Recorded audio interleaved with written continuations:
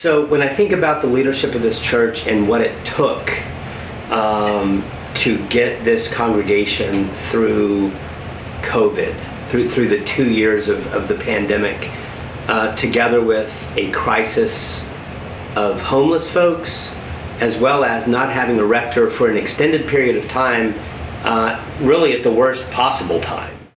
But there's really one name in particular that rises above the others, and that's Brad Dieringer, the senior warden who served two terms during the darkest period imaginable for this parish. From hindsight, you look back and realize that a lot of churches dealt with, hey, COVID, we've got to figure out how to do church.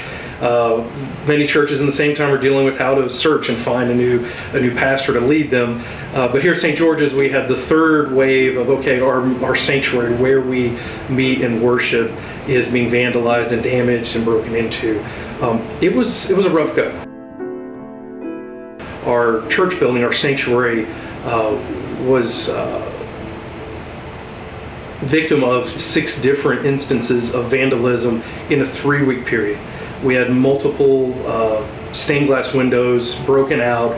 We had liturgical vestments and books and crosses that were stolen from the building. So when you're here and it's after dark and it's the middle of COVID and you meet 1 or 2 members to help you sweep up and board up yet another window, it's one of those, you're in the church and it's quiet and it's dark. It's just, I found myself thinking, dear Lord, how are we going to get through this? How are we going to get out of this and get to what's next for this congregation that we all know and love?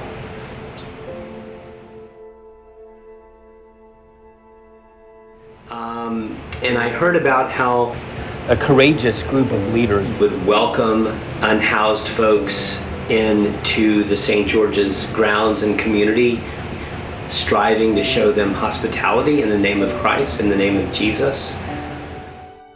One of the things that really sticks out to me is I heard a story about a water fountain literally affixed to the west wall of our nave, right on the access road of I-35, and how he set up a charging station so that folks could charge their devices. And when I saw that water fountain, I started to weep. There were tears rolling down my cheeks, even though it was difficult, right?